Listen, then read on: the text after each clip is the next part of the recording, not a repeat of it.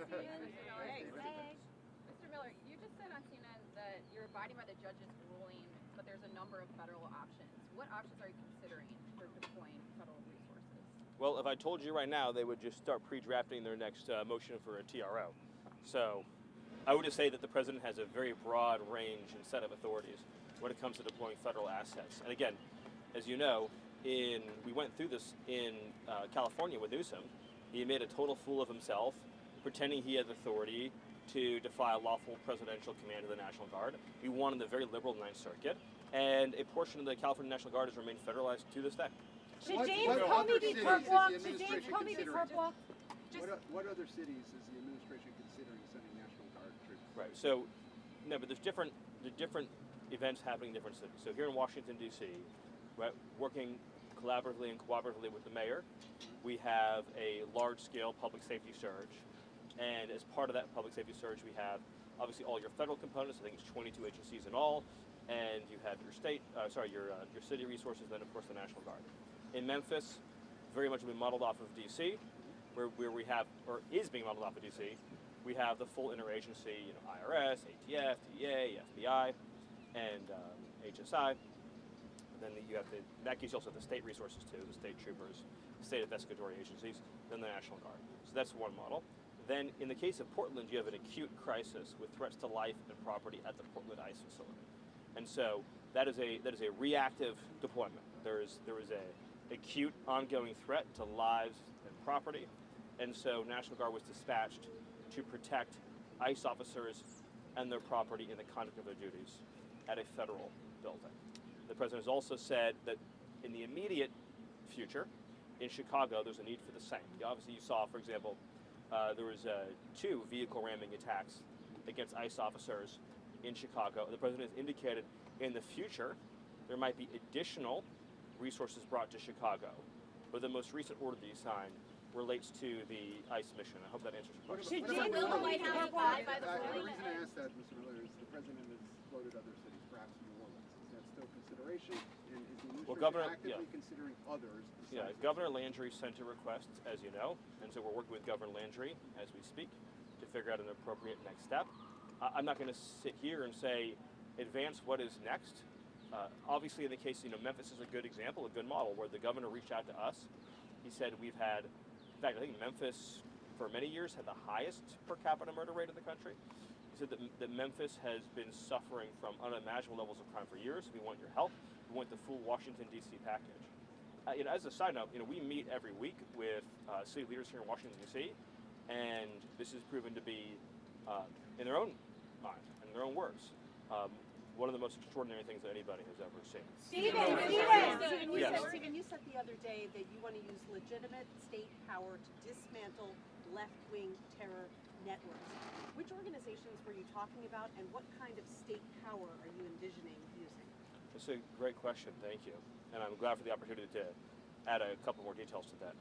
So, the struggle that's taking place right now is between the lawful exercise of power by the American people through a duly elected government versus the unlawful exercise of street violence in the form of domestic terrorism. So, again, the clearest example of this is when you have ICE officers who are carrying out the statutes and laws of the United States to arrest and remove illegal aliens, who are being subjected to violent attacks in the conduct of their duties. That's an example of illegitimate violence, illegitimate power in the form of domestic terrorism being used to impede the conduct of their official duties. The answer to that, in a civilized, modern, civilized society, is to use legitimate state power, grand juries, subpoenas, arrest warrants, search warrants, and every other federal power at the disposal of the commander-in-chief to identify and find everybody who is trying to use the real and actual threat of violence to impede the conduct of these federal responsibilities and ensure that they're placed behind bars. I'm not going to give you any advanced information about what these investigations have yielded so far. The Joint Terrorism Task Force has the lead, but they have found that these campaigns, that's not, of course, only against ICE officers. There's also a conversation we're having about the assassination of Charlie Kirk, the 2 attempted assassinations against President Trump, the assassination of the United Healthcare CEO, the attempted assassination of Justice Kavanaugh, which of course an insane sentence of 8 years.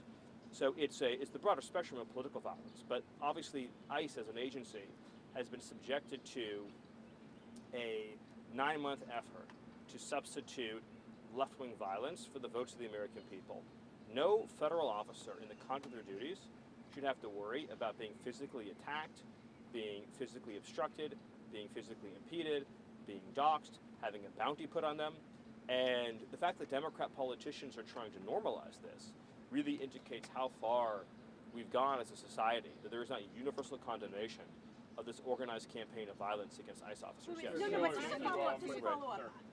I don't know of many Democratic politicians who have endorsed these terrible incidences that you just referred to. And I also don't know of any evidence that there's some kind of vast underlying organization funding them. Is that what you're indicating is happening here? Yes, in fact, we know that it's true. But obviously, You think Tyler Robinson was being funded by some terrorist organization? no, what I said was that you asked whether there was some larger criminal conspiracy relating to domestic terrorism in this country. And I said, yes, there absolutely is. Now, of course, Antifa has been designated as a domestic terrorist organization. This is only one example of many in which we have, it's typically a continuum of violence. It involves both organized doxing, it involves violent threats and intimidation, it involves explicit calls to commit violence against a targeted person, and then that tends to escalate into physically violent and obstructive acts. And so it's this continuum that we see over and over again, where they're trying to use illegal violence and intimidation to disturb the operations of the federal government and federal personnel. And we see this playing out over and over and over again. They. Stephen, Antifa isn't actually an organization. Sir, right? Yes. you've spoken several times about how sanctuary city leaders and state leaders, they might face charges for human smuggling and harboring illegal aliens. Also spoke about 8 USC 1324. And, it's since gotten worse. And today, Brandon Johnson signed an executive order prohibiting use of city property for federal immigration operations. By the way, that's a great example. On the Brandon Johnson, it's an example of how I was asked the question of, well, do you have any example that this behavior hasn't been condemned by Democrat officials? Well, I can go one better. The mayor of Chicago not only has failed to condemn the violent obstructive acts against ICE and law enforcement, but in the aftermath of 2 coordinated attempted murders of ICE officers through vehicle ramming attacks, he issued a no-go zone for ICE officers. What do we think would happen if, say, under a Democrat administration, Republican officials declared no-go zones for the FBI? What do you think the reaction to that would be?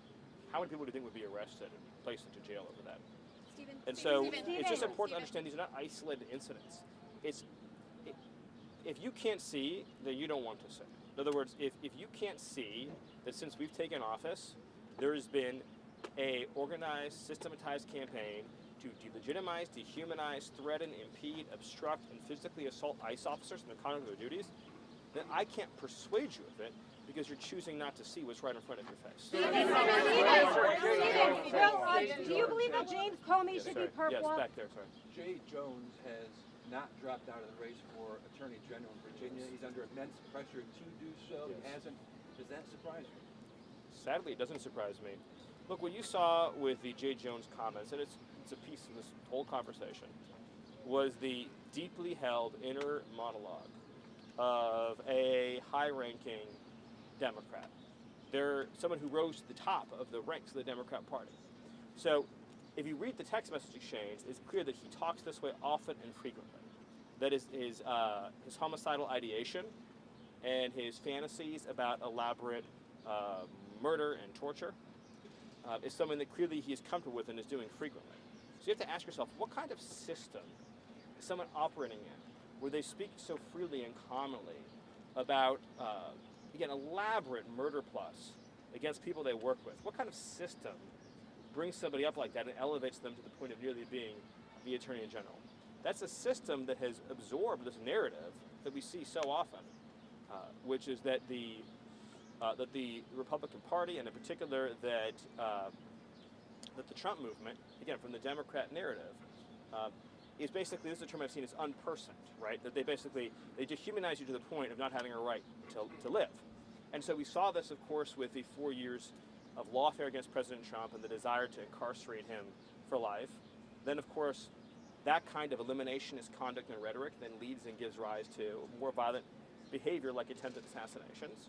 And now, of course, because so much of this conduct was never punished over time, now we see so many Americans, not all Americans, of course many foreigners too, who feel very comfortable engaging in direct day-to-day violence against ICE officers. It's a common experience for ICE officers when they're conducting an arrest to be physically assaulted by others while they are carrying out an arrest.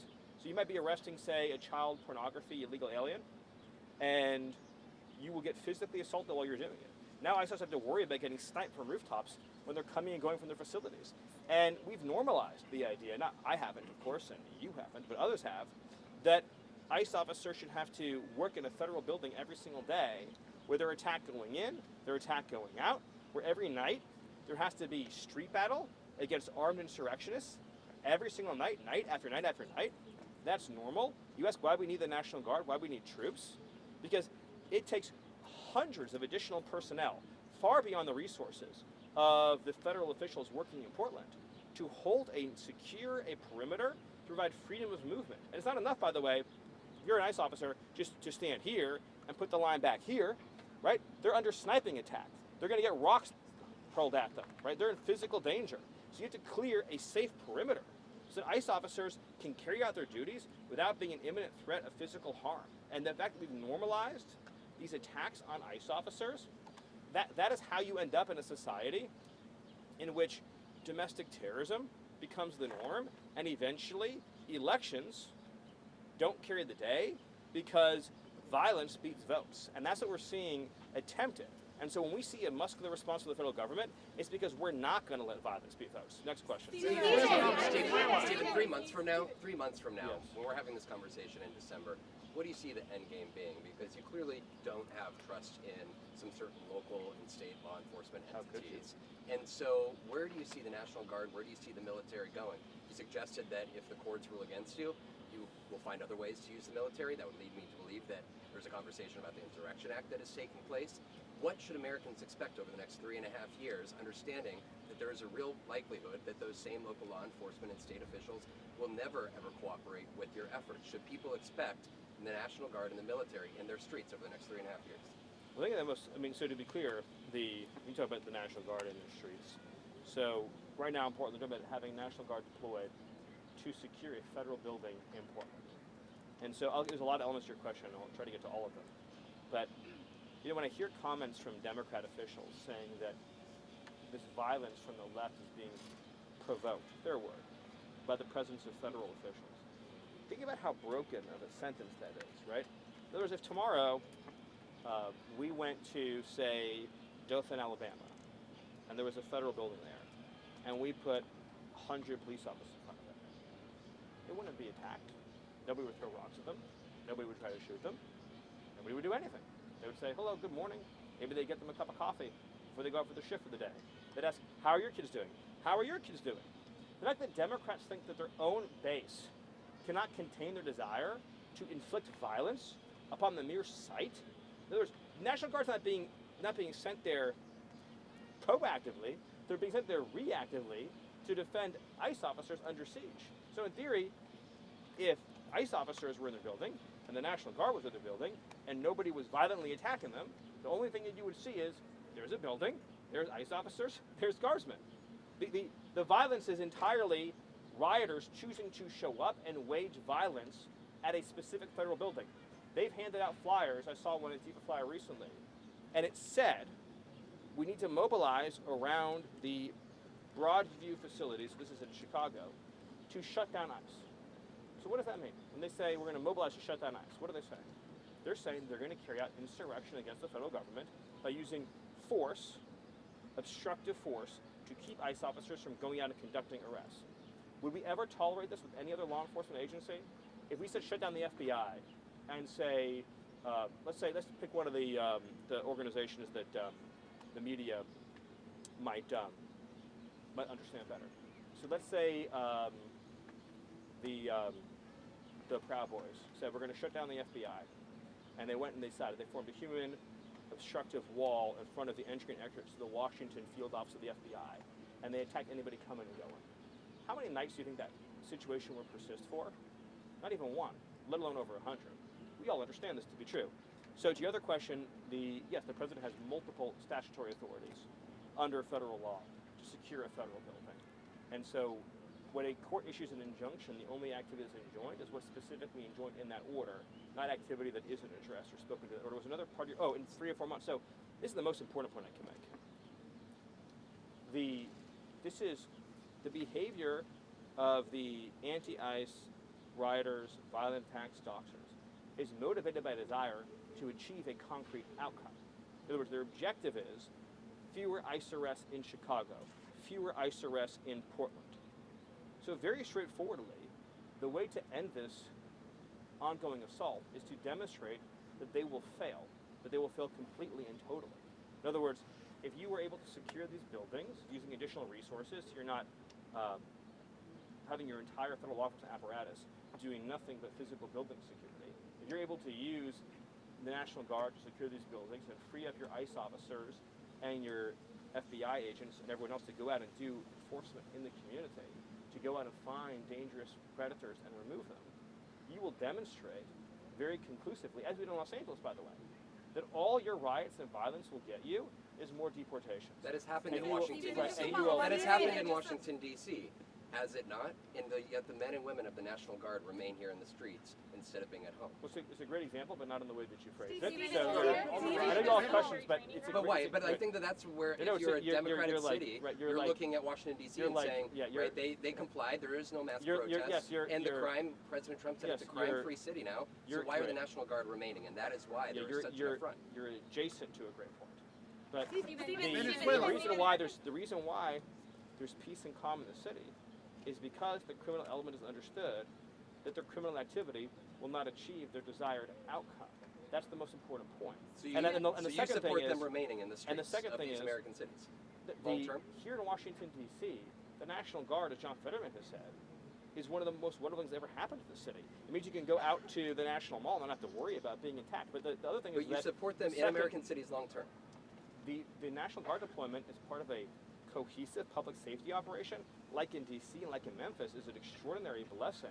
The tragedy that I see is So you when support them in the American cities tragedy long-term. I answered the question the way that I did. The tragedy that I see is when you have a 6-year-old boy, as happened recently, whose killer, who stabbed him in the head till the knife was blunt, got released from jail on good behavior. The tragedy is when you try to murder Supreme Court justice and you're out of jail in 8 years.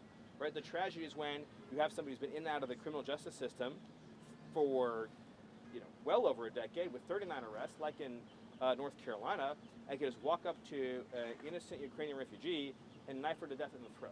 That's the thing that gets me upset, and that's the thing that gets the American people upset. And the second thing to your question is, putting people in jail who are committing this terrorist activity is the #1 most important deterrent. But you long-term believe that over the next 3.5 years, that military I in think American everyone wants me to cities- move on to the next sure, question. Sure, but Thank you. I am understanding I've been that very to be patient. accurate. Thank you. Thank you. Last week, Director Vogt paused infrastructure funding in New York City, the subway, the Hudson River Tunnel, and then he also paused funds in Chicago. They were connected to DEI, but I mean, can we expect, for one, is the administration going after infrastructure projects in Democratic-led cities, and are there other cities that the administration That's is a great monitoring right great now? question for Russ to vote. I'll do two more. I want to hear your full interview with CNN. So just to be clear here, will the administration abide by the judge's ruling? And then also, could you just clarify, is the administration actively looking into other legal avenues to deploy the National Guard to work in? I know you don't want to get into specifics.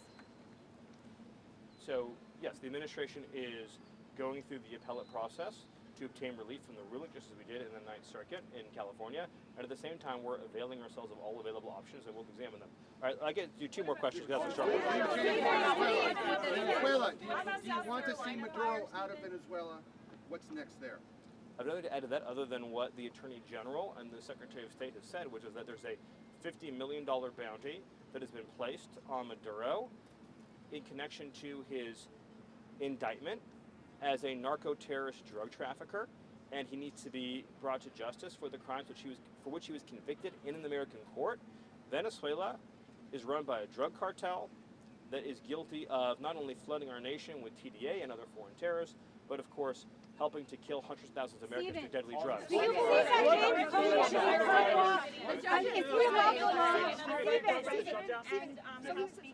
we've heard that the president is considering cutting off funding, certain aid to Portland. What is the timeline on that? What is he considering? I'll get an update from Russ. Yes, sorry. So regarding the shutdown, both the president and the House Speaker sort of alluded to being open to reforms to Obamacare. What reforms to ACA would the White House actually support? My only comment on the shutdown right now is that Democrats should support a clean funding bill to reopen the government, and that it's outrageous to shut the government down in an attempt to get free health care for legal aliens. Time for one more question.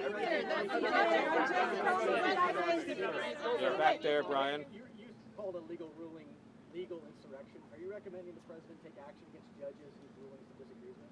No, it's simply a factually accurate statement that when a judge assumes for him or herself the powers that have been relegated or delegated by the Constitution to the president, that is a form of a legal insurrection, and we have seen. Insurrection carries a legal weight. So, are you recommending to we have seen over the last 9 months a ongoing legal insurrection, in which district court judges, as a class, in many cases, have issued, which is why they've been overturned so much, have issued rulings that are flagrantly unlawful and unconstitutional. And it is an insurrection against the laws and Constitution of the United States. And we need to have district courts in this country that see themselves as being under the laws and Constitution and not being able to take for themselves powers that are reserved solely for the president. One more question. Is farmer relief going to be announced this week? Sorry, back there. Why are White House staffers being let go? Oh, don't have no information on that. Stephen, on James Comey's case, this week James Comey is being arraigned. Do you believe that he should be perp walked? Is he above the law? Is Christopher Wray next? And I sure hope. I don't think to say. I sure hope that James Comey's not above the law, and I think the American people want to make sure that James Comey is held to the full legal standard to which any American who committed similar crimes would be subjected. Next to you, one last question. Thank you. As we're seeing a surge of attacks on ICE agents, including, for example, the shooting in Dallas, and this weekend in Chicago, 10 cars, surrounding ICE agents, another one ramming into an ICE vehicle. To what extent does the administration believe that such attacks are organized? And based on that possibility, or we're alluding to Antifa, how does that change your calculation and how the administration is going to respond to these attacks? Yeah, as I've said repeatedly, this is organized domestic terrorism. The purpose of domestic terrorism is to obtain, through violence and intimidation and the threat of violence, a change in politics or policy that cannot be obtained through lawful democratic means. So when you have a 10-car ramming attack with armed attackers clearly intending to murder ICE officers in the conduct of their duties, what else can you call that? Right? Remember, the central issue that was litigated in 2024 was whether or not to turn back the border invasion. Americans voted to send the illegals home. The invasion that took place was one of the greatest crimes that has ever happened in the history of this country. And now that ICE officers are simply trying to execute on the mandate of the last election and the laws that were passed by Congress, they have been the victims of an unceasing campaign of violence and intimidation and terrorism. As Secretary Noem said, there are now bounties on the heads of ICE officers. They have to shield their families' identities at school and in public. They're being constantly doxed and threatened with assassination. Again, we're just days from an attempted mass assassination of ICE officers at an ICE facility. And the response to that has been to try to, for example, in Chicago, to try to prevent ICE officers from being able to enter key parts of the city to conduct their responsibilities. This is an all-out campaign of insurrection against the sovereignty of the United States because the Democrat Party and those who are committing violence in this country do not believe in the legitimacy of the sovereign territory of the United States, and they don't want any of these illegal aliens to go home. So they want to cement by force, by violent force, the invasion that took place between 2021 and 2024. Thank you. Is farmer relief going to be announced this week? South Carolina fire, Stephen, have you heard anything from law enforcement